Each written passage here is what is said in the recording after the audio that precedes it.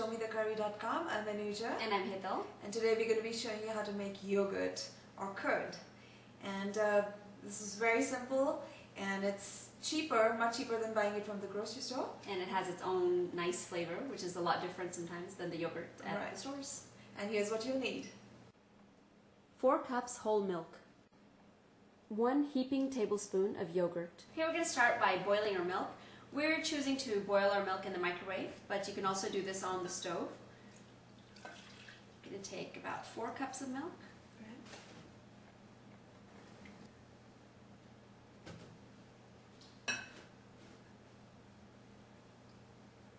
And all microwaves are different, so we're going to microwave this about a few minutes at a time and kind of check on it. You want it to come to a boil, but not boil over. So I think about 10 minutes. 10 minutes total? Yes. Yeah, but for the first time, it might take you a little while to kind of figure out your microwave. Right. And be sure you write it down, and then the next time you'll know how long to do it.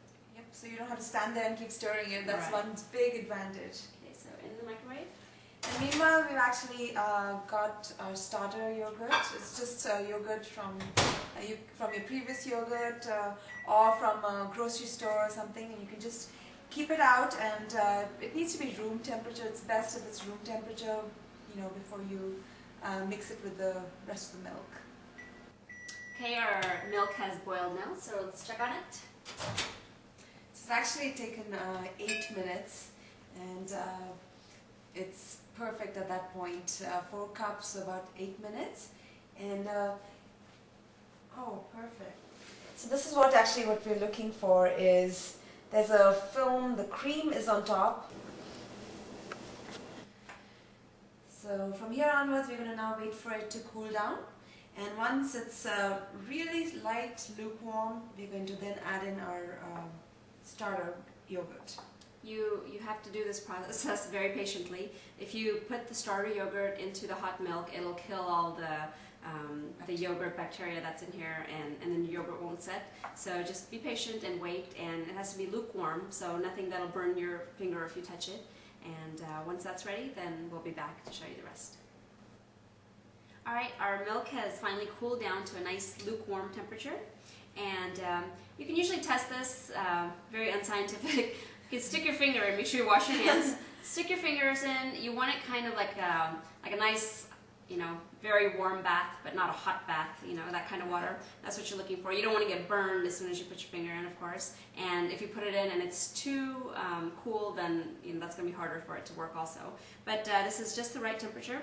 What we're going to do is we're going to take some starter yogurt, which is, again, of course, yogurt from your previous batch, or if this is the first time you're doing this, you can just go and get a little one of those self-serving size small yogurt packs, and you can use that plain yogurt, of course. And we're going to mix this in. This is approximately 1 tablespoon for about 4 cups. Right. And if you use a little more, it's okay also. It's not a big deal. And we have a hand blender like this. I'm just going to blend it all nicely together.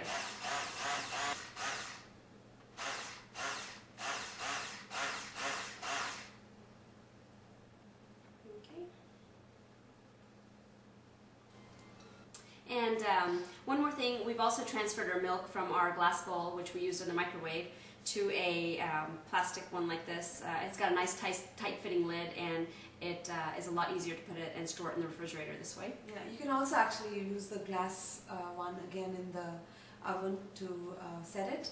That's entirely your choice.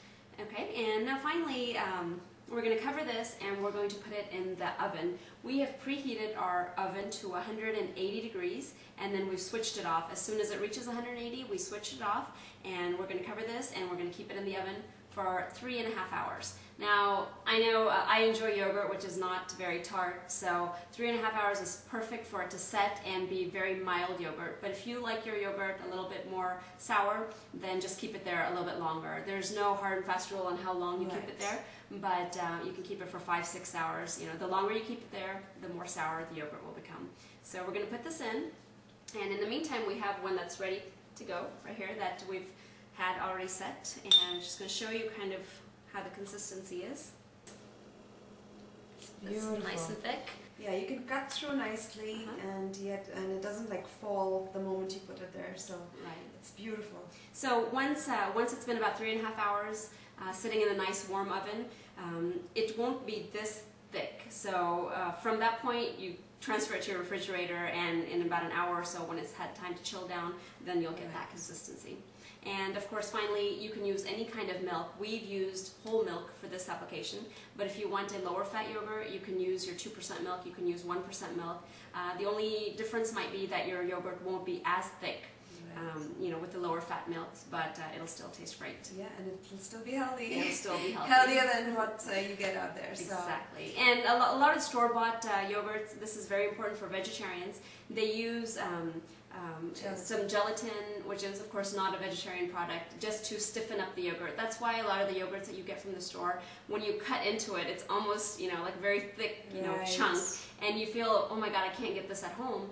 And that's the reason, is because they use gelatin in it to kind of solidify it, or they use pectin, which is that's actually a plant product, fruit pectin, which also helps to gel it. But that's one thing you won't get from home, but you can't beat the taste of homemade yogurt, and it's a lot cheaper, like we've said before. Right, so join us again on another episode of ShowMeTheCurry.com. Adding a pinch of spice to your life.